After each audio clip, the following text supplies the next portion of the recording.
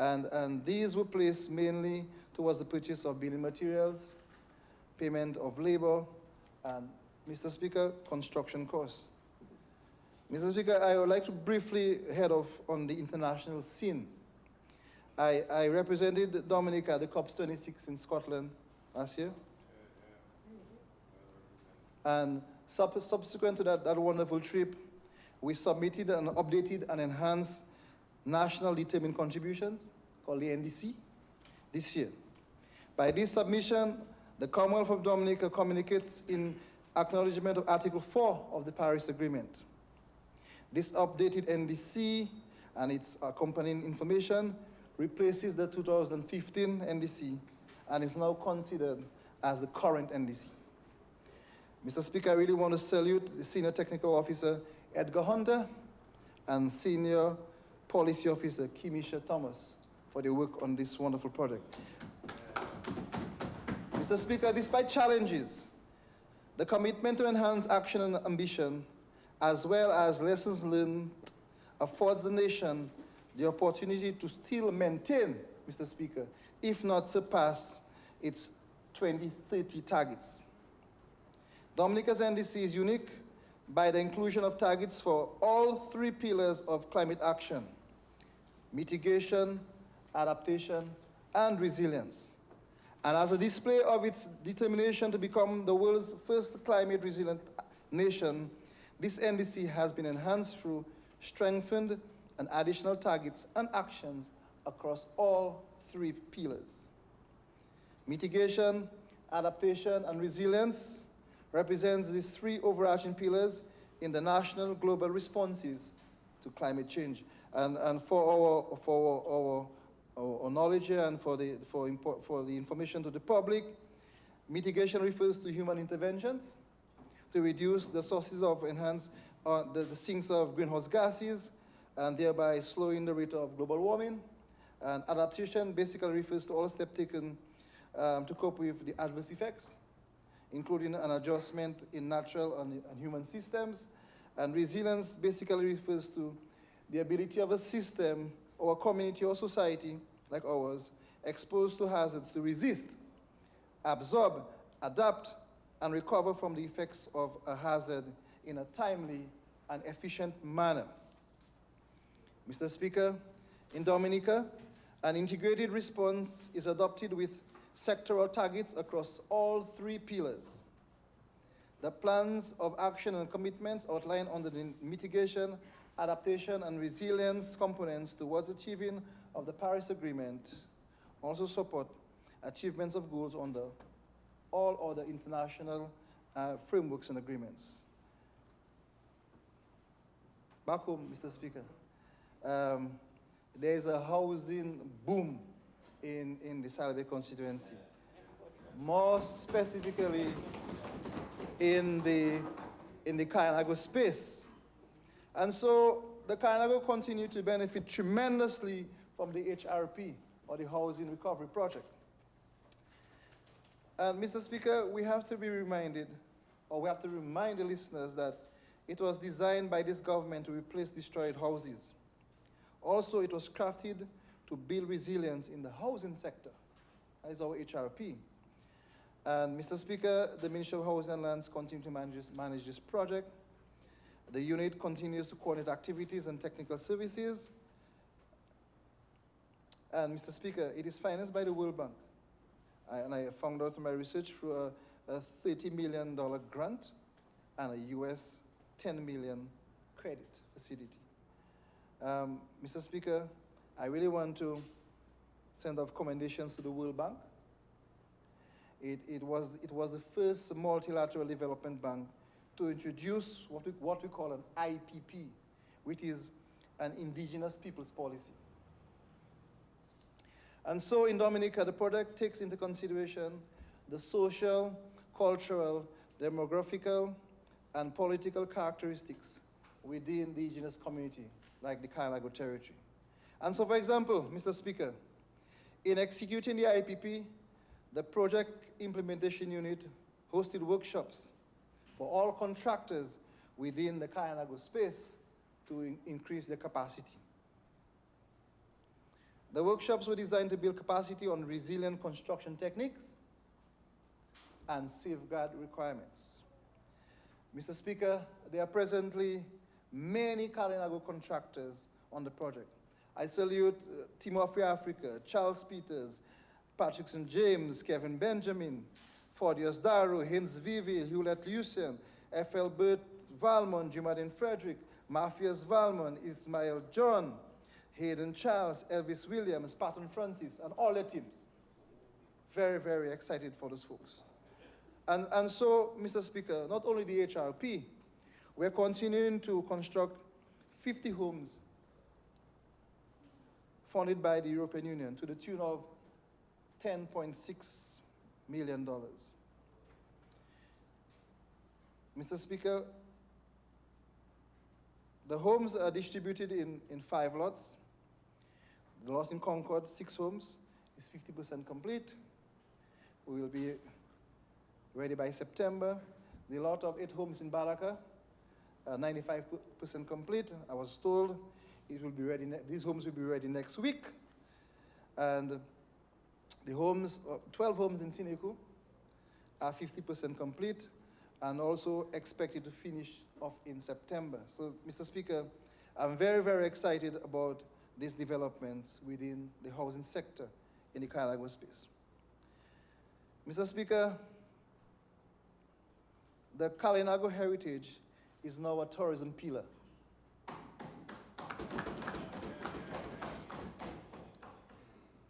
Waiti Kubuli, Kalinago, Emene Chira, or basically Waiti Kubuli or Dominica's Kalinago experience will be the new pillar for tourism.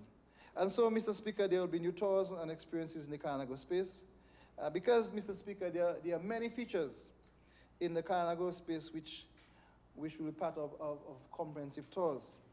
And we'll highlight, for example, the War Memorial, 1930 War Memorial, the Pap Pool or Charles Warner Pool, Bassetoti, Centipede Trail, Isulukati Waterfall, Horseback Ridge, and segment 6 of the National Trail, and the German Cemetery, amongst others. So, Mr. Speaker, I'm very, very excited about this. And of course, Mr. Speaker, these tours will be interactive, but also include modern technology, QRs, barcode sort of machine-readable information type information for interacting, and also the recorded and the pre-guided tours, art, storytelling, and dance. All of these will be an integral part of the Kalinago pillar. Mr. Speaker, at the ministry level, the work of the Forestry, Wildlife, and Parks Division continue. We continue rehabilitating the national trails, national parks, the ecotourism sites, continue our reforestation project, and also producing plants at our various nurseries across the island.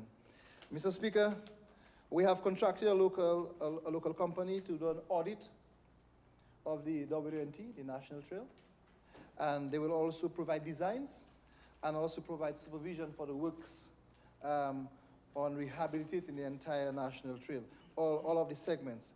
And Mr. Speaker, we are working in collaboration with the ministry responsible for green economy, and this project is funded by the World Bank, and I really want to salute the leadership there by Honorable Grant in having that wonderful project coming to fruition. Mr. Speaker, we continue also to allocate funds in this budget for specialized constituency projects. We're talking about roads, drainage, medical assistance. So all of this will happen within this budget. It's a substantive amount of money that will be used for constituency empowerment, managed at the ministry. Mr. Speaker, at the Solid Waste Management Corporation, we'll continue work on the Kalinago Zero Risk Project, which is basically sorting garbage at the home and selecting garbage, separating from the source itself. And so to date, we have provided garbage bins to homes across the Kalinago space, the business places, to ensure that we are able to manage the garbage within the Kalinago space. I really thank the leadership of Florian Mitchell, the manager at Solid Waste Management, and also the support given by the OECS REMIT project. I'm very excited about this, Mr. Speaker. And so in this budget also, Mr. Speaker, we have committed to invest to improve the community waste improvement across the country, management. And so I really want to again salute the staff at the corporation for their leadership. Mr. Speaker, we are continuing to finance in this financial year the NEP, the National Employment Program. And I want to remind us that the NEP is aimed at creating a hands-on experience for young people. And to remind everyone that there are 3 major components of the NEP. So it's not only vegetation management, it's more than that. Mr. Speaker, we speak about the general internship, we speak about the community employment, and also education mentorship. And so, Mr. Speaker, we are helping to mold and develop the current generation of young and enterprising Dominicans. And Mr. Speaker, the NEP continues to serve as a platform for social protection in Dominica. It has contributed tremendously to the professional development of a cadre of competent individuals. Mr. Speaker, I dare say many interns have transitioned to full-time employment within the private and public sector. And I really want to salute the leadership of Mrs. Honore and her team at the NEP office. There is continued funding this year for the SSLR. I spoke about it earlier as it relates to the agro-processing plants. And it is, as I said, it's a UNDP partnership. And we have to date done a reforestation program with the Carnago Council. And at the schools, we have assisted the council with documentation. And we have also purchased equipment for our agro-processors. And Mr. Speaker, I'm excited about this last piece. We have just completed our first ever coloring book called the Kalinago Aitiwa, or Nuse Kalinago, or We Are Kalinago. It is a dream of mine, Mr. Speaker, as a student of history, to add some value and add some literature that will reflect the cultural heritage of our Kalinago people. And so right now we have a physical first copy of a coloring book that can be used at the school level. And this is a very exciting project that we do. In the coming months, we'll also look at developing a storybook, a novel, and a really wonderful condensed academic text. And so I'm excited for the partnership with the UNDP in bringing that dream to fruition. Mr. Speaker, in the general schemes of things, we are also this year continuing the sustainable housing. And so this year, we'll commence on working at Kingston. Although many folks in the Atkinson area have received funds to rehabilitate their homes, but many of those folks are still in unsafe homes. I really want to thank these folks for their patience. I really thank them for that. And I'm pleased to announce today, Mr. Speaker, that 1.8 acres of land have been purchased from the Rabes family in Atkinson, Atkinson proper, down around the Samuel Road area. And we are speaking to almost over $250,000 spent in purchasing the lands. And we do have the relevant data. We know that there are more than 76 families in need of homes. We may need more than 116 rooms. And we have reviewed all the data with the Atkinson Village Council and other community groups. And so really, Mr. Speaker, I want to salute my good friend, Catherine Laura, I call her Kato, Gregory Rabes, Washla, Nils Sanderson, David Laville Dudes, all those people who advocated and keep me under some pressure to ensure that the housing situation translate into the Atkinson area. And as you realize, Mr. Speaker, we have done so much in the Carnago space. And we want to extend that love and gratitude to the people of Atkinson who are in dire need of homes. And in addition, Mr. Speaker, we will assist to regularize some of the people land situation by helping them with the transfer fees, registration fees, etc. So all of this is happening this year, in this year's financial year for the people of the Atkinson area. Mr. Speaker, as promised, the Kalinago Development Fund has been established by this government, ADID.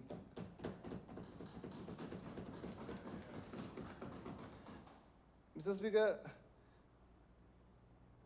it supports our socioeconomic empowerment through the provision of a 2% interest loan to qualified applicants. Mr. Speaker, there's a history of access to finance, or difficulty of access to finance. And this has always been a major challenge, limiting my Kalinago brothers and myself from reaching our full potential. And so, Mr. Speaker, we were able to secure adequate loans. We were unable to secure adequate loans from traditional financial institutions like commercial banks and credit unions. And so this challenge is rooted in our communal nature of our land. And so I have said before, our inability to own lands and to have the title in the Kalinago space has affected every segment of our society. It has affected access for financing housing, for small businesses, agriculture, and education. Mr. Speaker, last year, in the last financial year, we consolidated funds from the Small Business Development Fund and the Kalinago Emergency Fund. And in February this year, we launched the KDF. And the fund was launched in the amount of $860,000. Mr. Speaker, to date, loans are approved, and some loans are approved, and some orders are being processed.